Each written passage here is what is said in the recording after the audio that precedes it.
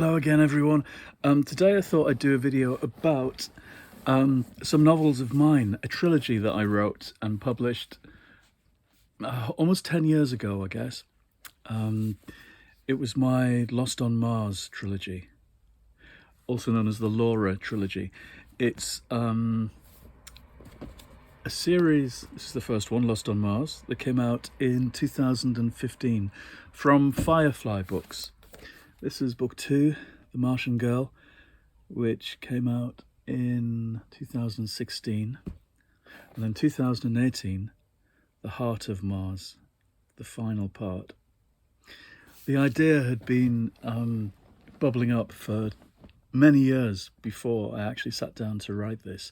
I wanted to write a book about the Martian frontier, a kind of old-fashioned golden age science fiction type story about the surface of Mars having been terraformed in patches and settled by generations of Earth settlers, some from more recent times, others from back in Victorian times, people we didn't even know went to Mars. And I wanted to bring together the feeling of Martian stories by Ray Bradbury that I'd loved so much as a teenager, and also the Little House on the Prairie books by Laura Ingalls Wilder, and write about a family who live in a house on the very frontier, struggling to survive on the surface of Mars. And that's how it went. And it becomes a kind of odyssey across the ruined surface of Mars. I think I'll read a bit, give you a flavour of what it was like. I was really pleased with these, and I loved being published by Firefly, who are currently 10 years old. So happy birthday to Firefly. It was this was one of the first things they bought. I think they brought out 4 or 5 books before they got to mine, before we sent ours in, and suggested this trilogy. I really liked working with them. I think they've moved away, or they moved away while they were doing these in terms of the things they wanted to publish. I had an agent at the time who said they were embarrassed by these. I hope that's not true. I hope that's not true, that they hadn't done as well as they'd expected or wanted, and weren't that chuffed. But I hope they're proud of them. I'm proud of these books. Okay, this is the beginning of Lost on Mars. Dawn was coming over the edges of the plain. It was so early we could hardly see each other. We were half asleep, all except Dar, who was always up early and worked the land every day. That day we joined him at earliest light. We had about a day's work ahead of us, he said. The dust storm would hit that very night, and in just a few hours all the crops would be gone. They'd be laid waste, he said. So we were all out there. Ma, my little sister, my brother Al, Dar, and me. It's Laura talking, who's a kind of pre-teen. We took the beasts from their pen and rode out to the furthest edge of our land. Grandma was up too, but she couldn't come with us. She stood on the veranda of our homestead and yelled at us, hollering fit to burst, her nightgown all stained and greasy. It was hard to pick out what she was yammering about. Ma always said that Grandma was just an old lady and we didn't have to pay her any heed. Ma and Da explained to me when I was old enough to understand the truth. Grandma was not in her right mind. The trauma of her long life on Mars had sent her spinning in the wrong direction. She had been one of the first settlers on this world of ours. Grandma was an historical personage, is what Da used to say. No matter that she was baying like a hound on that porch, no matter that her cries would come chasing us across the desolate plains. Ma said it was a shame that Grandma couldn't be given a knife like the rest of us, but Da just shook his head. He didn't want to be giving the old lady a knife. I could understand that. I understood more than they knew, of course. I was almost 15. Sorry, she's older than preteen. I'd forgotten. She's 15 by Earth years, which was the calendar we were still using on Mars. I understood more than they wanted me to. The sun scraped higher up the sky, and soon the long, cool shadows were the best places to walk. The scorching trails of heat were already too tiring to move in, and we had to conserve our strength for the picking of the corn. Dar had drilled us all in the technique, though I knew it already, having snuck out to help him before. The alien corn stood round about 3 feet taller than me. It was green, with all these furling tongues and shoots. You had to seize and unwind them, and pluck the corn out of the grooves in the narrow leaves. They were like springs that wanted to snap back and protect their precious growth. But we needed the corn. It was the reason we lived out here on the hot plains. Dar had coaxed all this green stuff out of the dry earth with such patience and care. It had taken years to get it this rich. But all of this would be ruined by nightfall. According to the signs, storms were going to hit us and strip the land completely bare. Ma made us rest after the first hour of picking rows of corn. We gathered round her, and each took a plaggy bottle of milk she had kept cooling in her picnic bag. The milk was bluish in the morning light, and I watched my young sister drinking greedily. My heart twinged a bit when I saw Hannah drinking. She was only 3, but she was out here with the rest of us. Her hands were streaked with dark green sap, same as ours. The burden beasts were panting nearby, and Ma slopped some precious water in their bowls. They bowed in deference and sipped thirstily. On their backs were strapped the great wicker baskets containing our haul. So far, it didn't look like much. If that was all we had harvested in the first hour, I wonder how much we'd end up with by the time the storms came blowing through. I wondered if it would be enough. Dar was being hearty and confident. He jollied everyone along, exclaiming over what a great start we had made that morning. He was so proud of his girls, he told us. And his son, too, he said, clapping Al on the back as he drank up his milk. He almost sputtered it out. Al was younger than I was by a year, and more delicate, even if he was a boy. My back was breaking, and my fingers were splitting and bleeding from teasing open the corn fronds.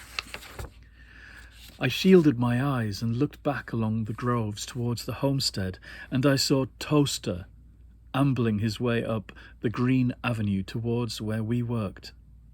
The old machine was bringing us water, a great big vat of it hoisted over his shoulder. He was just in time too, because we were running out. As the sun hit its height, I watched him labour up the dusty track on those shaky hydraulic legs. Toaster was old even then, and he was just about in pieces. Dad had to keep patching him and looking for spare parts whenever he went into town. Sometimes I'd hear Dar mutter to Ma that really the best thing would be to deactivate the old thing.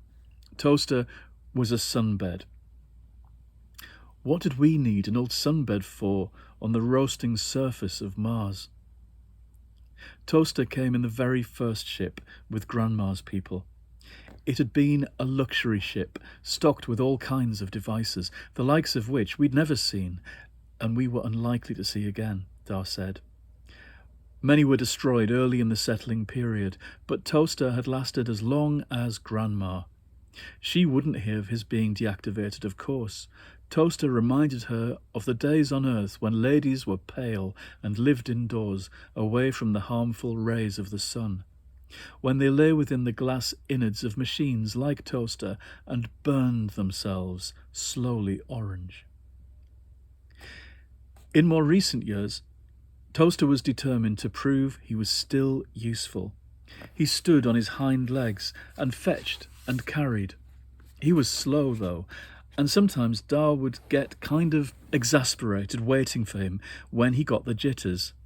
I sort of liked him, though. "Well now, look at this," Toaster gasped, as he struggled up to us, bowed down by the heavy water. "Look at all this you've been doing." He peered into the baskets of the corn we'd gathered. He was right, too. We'd put on a burst of speed, as the morning advanced, and we'd done well. Dar opened the vat, and Toaster helped him fill up our bottles. "Thanks," Dar told the servo, and Toaster looked gratified by this, his metal face wincing as Dar clapped his shoulder. While we were all drinking our chilled water, and Al coaxed my sister out from under the cornstalks, where she'd been dozing in the shade, Ma took Toaster aside. "Has the old lady settled down?" Toaster lowered his voice tactfully. "She was shouting for quite a long time, madam, I'm afraid to say. She is convinced that you will be caught out in that dust storm. She fully believes that you will all die today out here, and she will be left to starve alone in the homestead."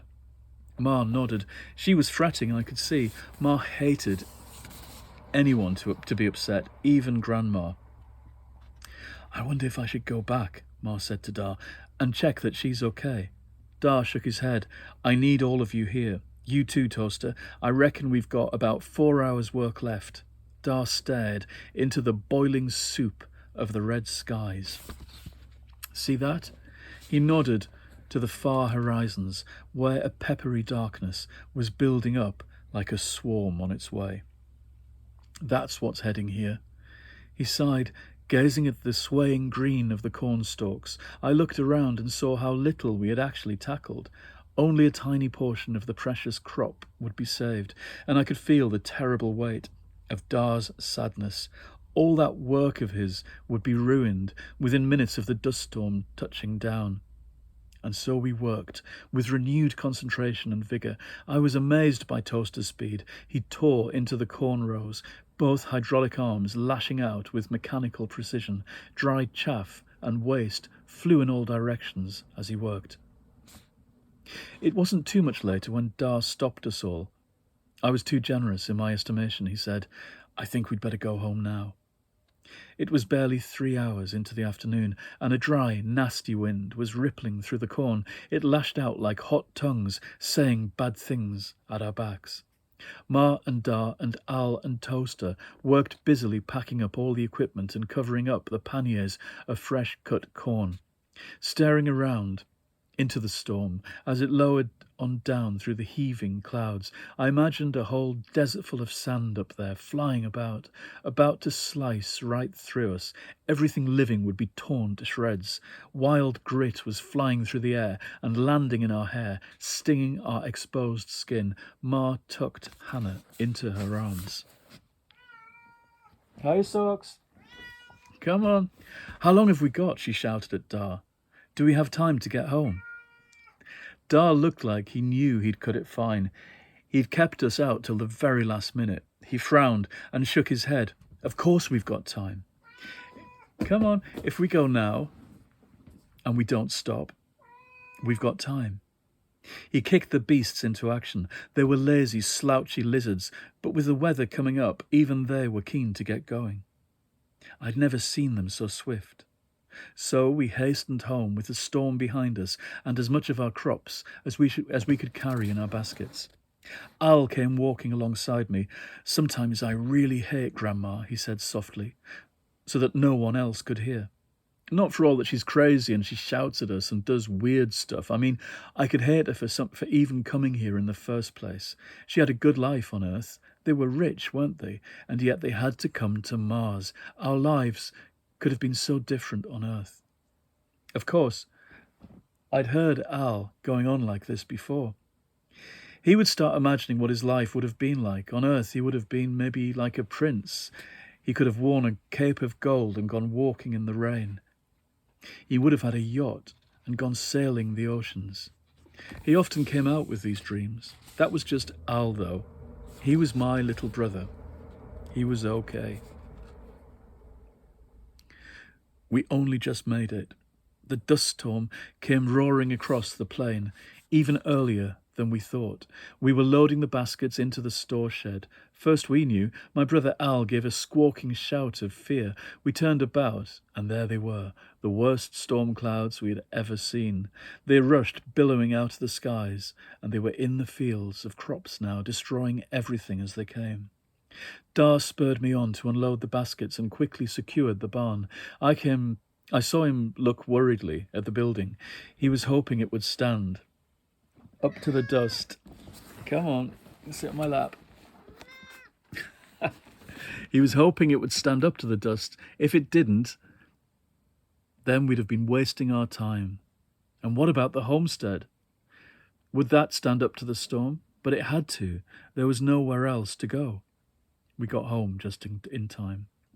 Just as the eerie howling of the wind and dust could be heard like a threat rolling up the valley towards us, Ma hugged Hannah to her chest as she flung open the door to our home, and we all toppled into our small house, finding it dark and still inside.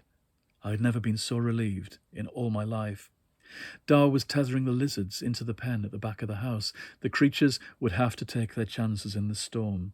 Inside the homestead, we found stuff ruined, flung down, torn into bits. Some of Ma's good rugs and wall coverings had been rent apart. Pots and dishes had been smashed to the tiled floor of the kitchen.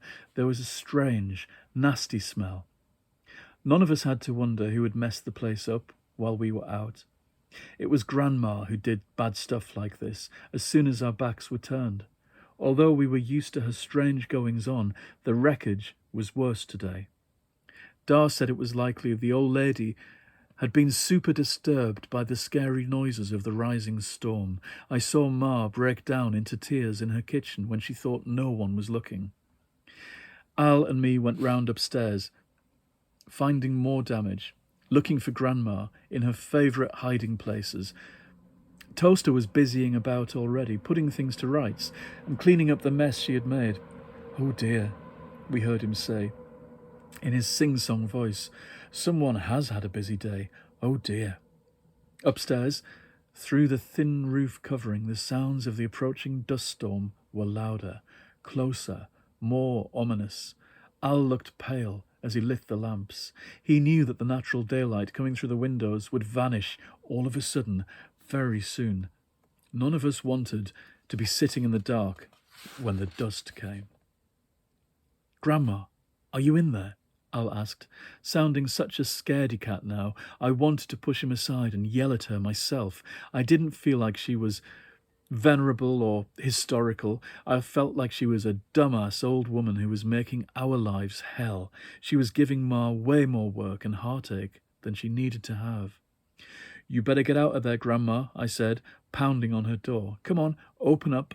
Dar says it's best if we all get together downstairs. He wants us all gathered together." "Go away," came the old lady's voice. Now she sounded weak, but I knew she was just weaseling. She was scared we'd be mad about the mess she'd made. Now she was coming back into being the sad old lady who wouldn't disturb, who did nothing wrong. "Please, Grandma," said Al in his most winning voice. He knew that Grandma had a special soft spot reserved for him. He knew he was the best at getting her to behave. Apparently, he was just like her brother, at that same age. Her lost brother, the fantastic hero, Thomas. Sometimes when Grandma was crazy confused, not even knowing what year she was in, it was like she thought her Thomas was still with her. Al didn't mind. The door opened, and she stood there in her nightgown, smeared with ashes. She had eyes only for Al. "Dust storm's coming, Grandma," Al said. That was kind of pointing out the obvious. By now, the noise was pounding through the whole house. The windows had gone dark already.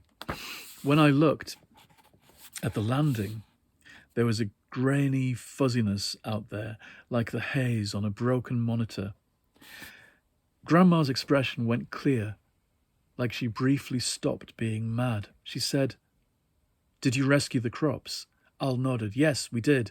Well, we got some of them. Enough, Dar thinks." Grandma looked down at her hands. "That's good," she said. "I wish—" "Come and sit with us," said Al. "Ma's making some broth and some soda bread." As he led her away, Grandma said, "I wish I could have helped you all." "Hush now," Al said, taking her towards the wooden stairs. I followed on behind, listening to the skittering and tapping noise of the tarp roof of the house. I was feeling bad, I guess, but I couldn't feel sorry for Grandma. I felt kind of cold inside about her. I just didn't care as much as Al or anyone, and I thought that probably made me bad. Downstairs, Dar had gathered around, everyone around the table where we ate and prayed together each day. Laura, he told me, come and sit down with us. Look, we're all here. You sit with us now. Remember, nothing bad can happen to us, not when we're all together. I'll stop there. That's book 1, Lost on Mars. And then it was The Martian Girl, where it goes a bit steampunky, as you see. There's a Victorian city under a green glass dome. And The Heart of Mars, the finale. And there's Toaster, the helpful sunbed. Anyway, thanks for listening, and I'll see you again soon in the next episode. Goodbye.